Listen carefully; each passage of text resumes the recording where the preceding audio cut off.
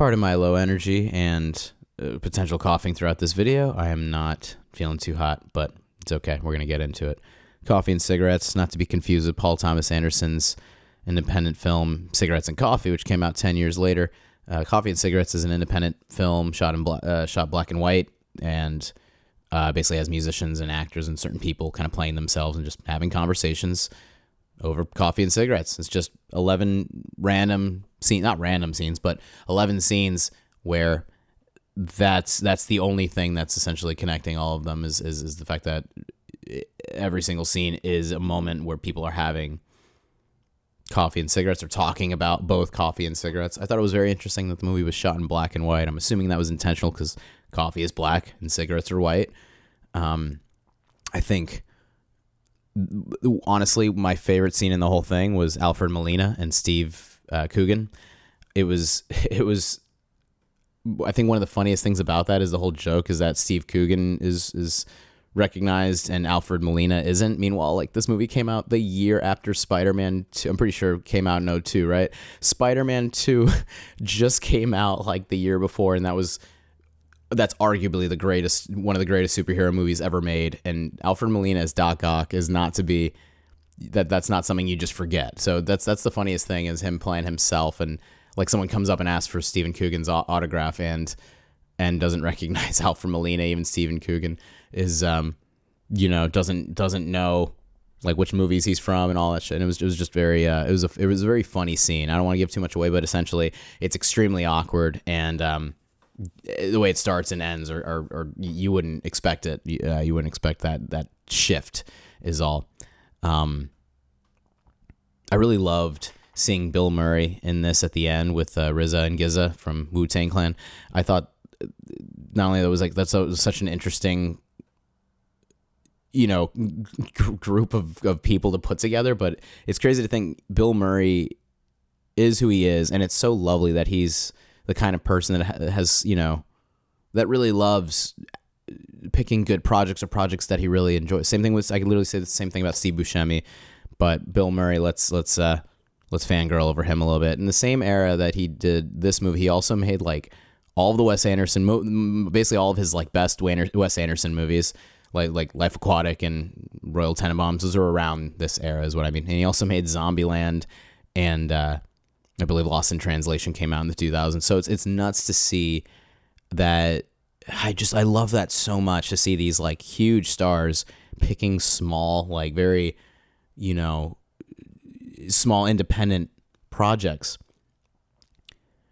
With Steve Buscemi as well. He just did Fargo. I'm pretty sure, this is shortly after Armageddon, and even maybe around him being in The Sopranos. Steve Buscemi was just killing it in the 90s and 2000s. All the Adam Sandler movies as well.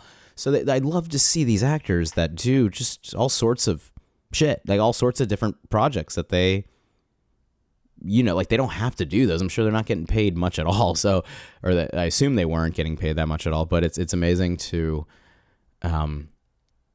see them want to be a part of these types of projects. Anyway, these very experimental, risk taking. Like this movie is probably not going to be like it's. I wouldn't even say it's my favorite movie, but it was really lovely to watch. Or it was a very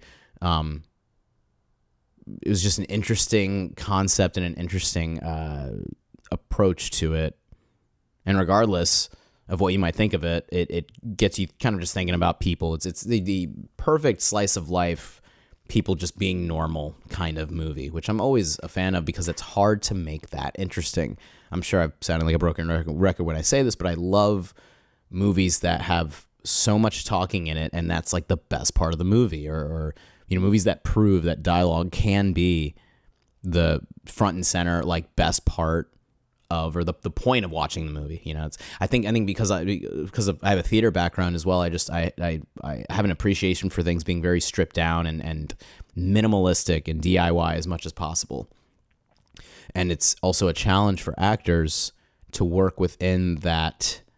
These are completely different films than watching something like Marvel, where I've been watching the last season of Stranger Things right now. I'm not done with it. Please don't comment any spoilers, even though no one really comments on these videos anyway. What I mean is, Stranger Things, you could see how much of it is like stop and go. Like their performances are, they're probably setting up so much to get like a quick reaction shot, and things that are edited so quickly. You know, the actors' performances aren't bad. They're just so different than, for example, going back to this film, Alfred Molina and Stephen Coogan, where there's so many shots in this movie in general that are like so quiet and just like drag on, and you feel the energy of the room, or you feel the awkwardness because of that, and it's just very challenging to do. That's why I admire people like John Hughes, who was just very good at making characters and making what they were talking about interesting. Or Tarantino knows how to write dialogue like so well, and so anybody that isn't a fan of those types of movies, you're not gonna like this movie.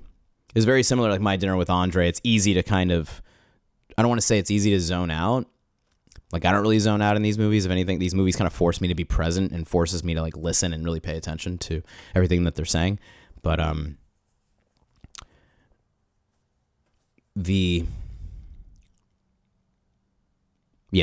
whole the vibe of these types of movies is just so opposite of what we are used to with watching films, especially because films can be paced however we want them to be paced. When it comes to however the editor or the director wants it to be, because there's so much control over that. I guess people are just so conditioned to things being like, very, very succinct and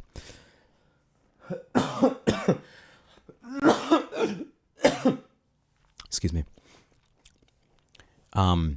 We're so used to watching movies like going beat for beat, and I love when a movie is okay with letting the silence kind of embrace, or like they embrace the silence, or they embrace the quietness of not to derail into another movie, but Napoleon Dynamite does that very well. I should rewatch that and do something. I'm basically just trying to review movies that I haven't seen, so it gives me a reason to watch new stuff. But yeah, Napoleon Dynamite does that very well too. I love when independent movies take advantage of like the smallness of things. The smallness of certain moments is such a lovely thing in cinema to me.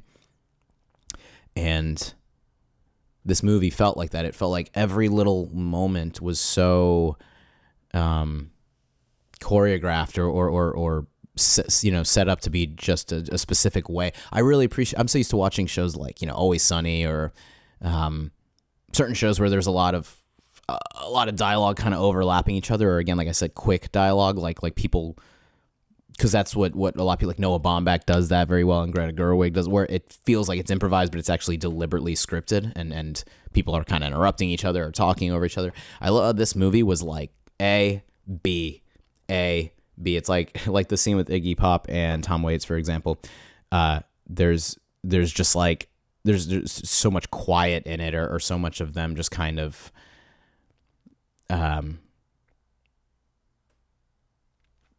being I just so normal. I love when stuff feels like normal, or like I said, like these small moments are kind of amplified and kind of puts a spotlight on it. Even the scenes that didn't resonate with me so much. Obviously, it's like one of those it's like this anthological thing where they're all their own separate mini scenes and stories kind of thing. But even the ones that didn't resonate with me too much, I thought they were interesting, or they maybe go like ponder on what the writer director was trying to say. I don't Jim Jarmusch.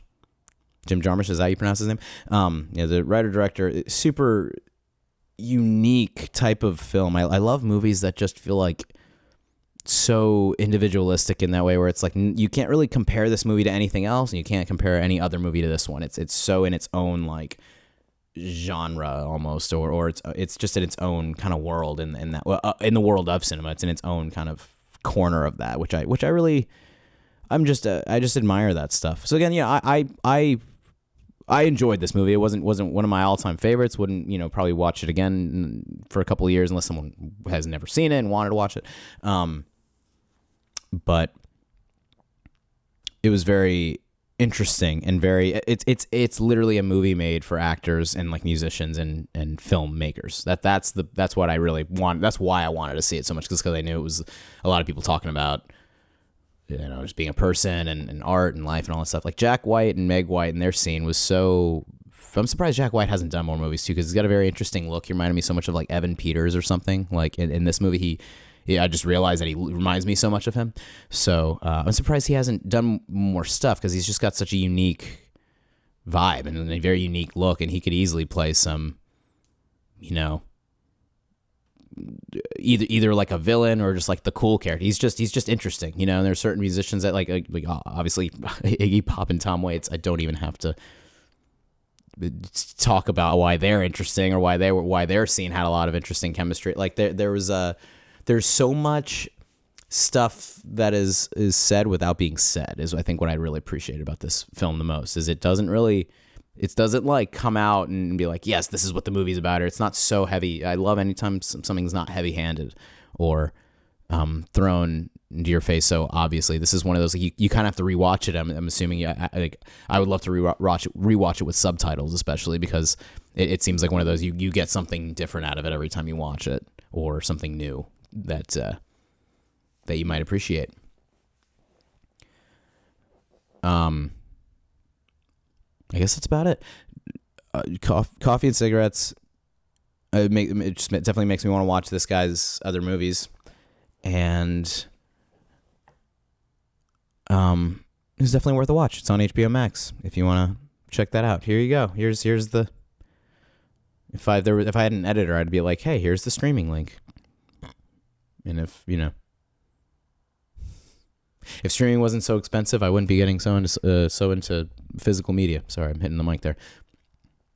If streaming didn't get so pricey, then yeah, I wouldn't think about this stuff. But what I love about streaming is how you can find these specific types of movies, or these lesser known flicks. There are so many. You just have to know where they are. I personally, when it comes to like which movies I go out of my way to watch or what I want to watch, I just kind of, I don't know, I just browse IMDb a lot, and I see, you see certain movies pop up a lot over and over again. I obviously looked at like Steve Buscemi and Bill Murray's IMDb plenty, so I'm sure I saw this. Cate Blanchett is amazing in this too. I really admire these actors. They don't, I'm wondering, what makes them want to choose certain scripts over others, or maybe it's sometimes they probably just want to take a risk, because that is good to do that in the creative world. It's really good to take risks or try different things. Someone like Robert Pattinson, for example, has a lot of my respect, since he's done so many different movies since Twilight and really broke in the Twilight Cedric Diggory era that we saw him and that whole thing that he was doing at first, and it's great that he's broken out of that. The Lighthouse is amazing. So not to talk about other movies too much, but I just mean that I really respect these types of actors, or these people that do these projects. Basically, what it seems like they just want to do the movies, and that's a lovely thing, that they like the project and just want to be a part of it, or maybe they're just doing their buddy Jim here a solid. I don't know. I thought that this was a very interesting film, though, and it's short. It's like an hour and a half, so you can, it really does go by quickly, because every scene is like its own short film, essentially.